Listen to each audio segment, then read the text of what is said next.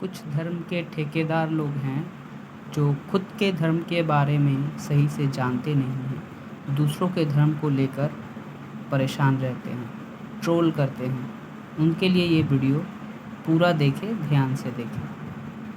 Theatre से एक movie का ट्रेलर आया। ट्रेलर का नाम है हम दो हमारे 12।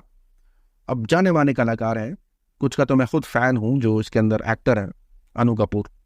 तो ये जो ट्रेलर आया है उसके अंदर जो थोड़ी सी झलकी है, थोड़ा सुनिए। सूरह अल बकरा आयत नंबर 223 में अल्लाह फरमाता है, तुम्हारी औरतें तुम्हारी खेती हैं, आओ और जिस तरह भी चाहो अपनी मर्जी से इन पर खेती करो। अब इस ट्रेलर के लॉन्च होने के बाद जो है वो बातें चलने लगी। भक्तों का कहना है कि हम ऐसी मूवीज को सपोर्ट करते हैं। ये नई पिक्चर आ रही है, ये पिक्चर सुपर डुपर हिट होगी। जो हमारे 12 हम दो हमारे 12, बिल्कुल सही आपने कहा। मैं तो उस पिक्चर का मैं आज से ही सपोर्ट कर रहा हूँ। तो दूसरी तरफ कुछ यूट्यूबर्स इस पर वीडियो बना रहे हैं और किस जबान का इस्तेमाल कर रहे हैं, जरा सुनिए। हम दो हमारे 70, सबके हाथों में ईंट और पत्थर, जीते जी संभलती नहीं एक, और मरने के बाद चाहिए पूरे 72। अब यहाँ पर इस ट्रेलर के अंदर जो प्रोपेगेंडा सेट किया गया है मुसलमानों के खिलाफ, और कहीं ना कहीं इस्लाम और कुरान की आयत का इस्तेमाल किया, कुरान की आयत का इस्तेमाल किया।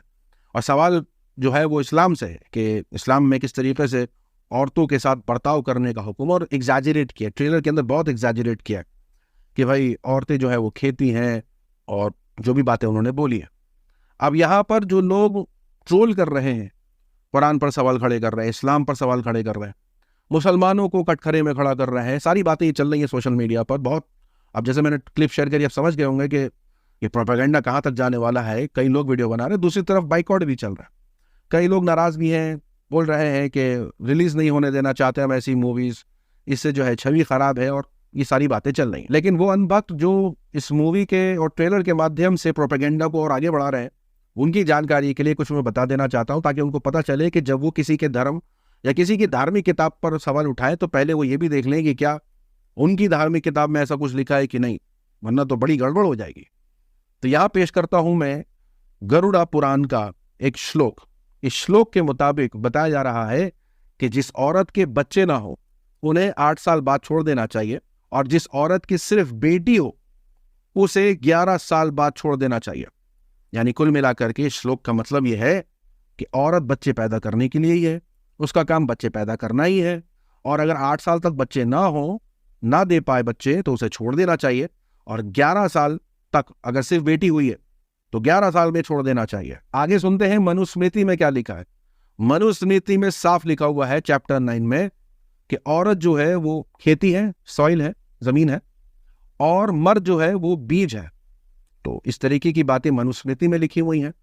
यहां देखिए ऋग्वेद के अंदर, ये श्लोक आपकी स्क्रीन पर है, ऋग्वेद के अंदर मेंशन है कि औरत का काम जो है वो बच्चे पैदा करना है, और यहाँ 10 बच्चों की बात हो रही है। अब इसके ऊपर अगर कोई ट्रेलर या मूवी बना दे और एग्जैजरेट करके महिलाओं पर वायलेंस दिखा दे, मारता पीटता दिखा दे किसी को, और इसी तरीके की बातें कर दे, तो अचानक से जो हिंदुइज्म है या सनातन धर्म है, इस पर सवाल खड़े करने लग जाएंगे लोग।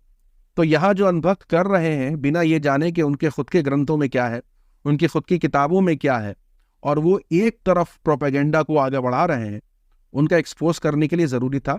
ये किसी भी रिलीजन के खिलाफ नहीं बनाई जा रही है, किसी भी धार्मिक किताब के खिलाफ नहीं बनाई जा रही है। सिर्फ इतना बताया जा रहा है कि एक तरफ अगर आप कुरान की आयत का इस्तेमाल करते हैं और कहते हैं कि अल्लाह का ये हुक्म है कि भाई आयत में ये लिखा है कुरान की, तो दूसरी तरफ उन्हीं के जो ये बातें बना रहे हैं, ये जो अनभक्त इस मूवी को बढ़ा चढ़ा के दिखा रहे हैं कि एक कम्युनिटी को टारगेट करने के लिए उनको ट्रोल कर रहे हैं, अजीब और गरीब जबान का इस्तेमाल कर रहे हैं, तो उनको ये जानना बेहद ज़रूरी है कि उनके खुद के ग्रंथों में ये सब कुछ ऑलरेडी लिखा हुआ है। लेकिन मैं फिर भी इस चीज़ को कहीं ना कहीं आपको समझाने की नीयत से बताना चाहूँगा।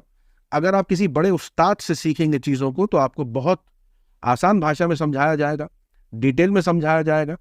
लेकिन यहाँ जिस तरीके से बिना समझ के किसी भी आयत को उठा करके उसे पेश कर दिया जाता है, इसीलिए कई लोग कहते हैं कि ग्रंथ समझना सबके बस की नहीं है, कुरान समझना सबके बस का नहीं है, क्योंकि कहीं ना कहीं हमारे अंदर गंदगी है, तो हम चीज़ों को गलत नज़रिए से ही देखते हैं।